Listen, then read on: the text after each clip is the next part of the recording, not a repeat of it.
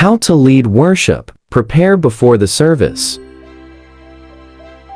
1. Know your purpose. Know what worship is and is not. Worship should be all about praising God, and as a worship leader, your main purpose is to encourage the entire congregation to praise God through song and prayer. Instead of modeling personal worship on stage, focus on leading community worship.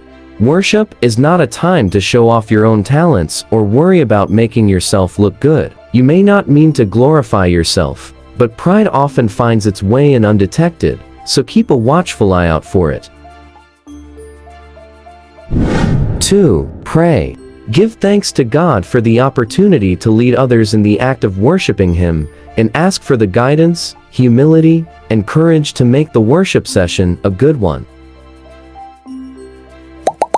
3. Build your worship around the lesson. Find out from the pastor what that week's lesson will be about, and try to choose songs around that theme. Doing so will make the entire service more cohesive and meaningful. You'll also need to pick out short scriptural verses that go along with the songs and the overall lesson as well. 4. Pick songs that others can sing. The idea is to get others to actively participate in worship by singing along. If the congregation doesn't feel comfortable singing that songs you've chosen, they probably won't sing.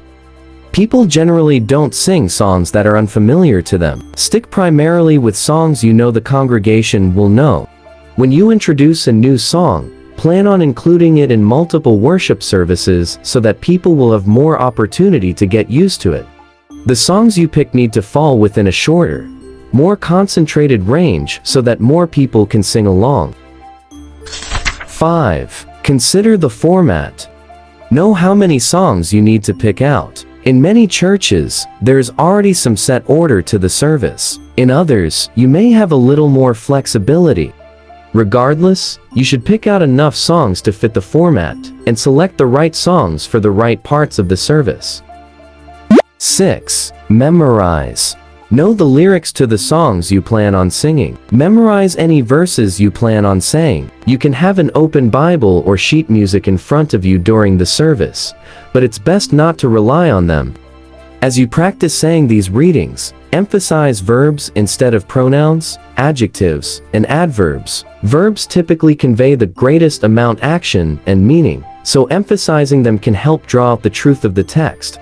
Learning the words you'll be singing and saying beforehand will make you feel much more comfortable during public worship, which will allow you to lead worship in a more natural manner.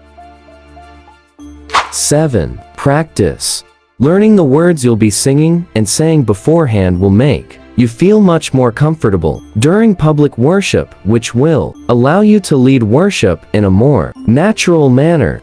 No matter how many people are involved, it is crucial that you practice the songs you plan on singing a few times before you have to perform them at church. Make sure that everyone on your worship team knows when each song will be sung, and try to keep everyone as informed as possible so that there are no surprises. Listen to the input of others on your worship team. If the general consensus goes against your initial opinion, rethink your ideas and consider altering them as needed. 8. Energized yourself before the service. Worship is a spiritual thing, but as a physical being, you also need to keep your physical strength up. Get a full night's sleep the night before. Hydrate yourself and eat enough that morning to give yourself the energy you'll need to make it through the service.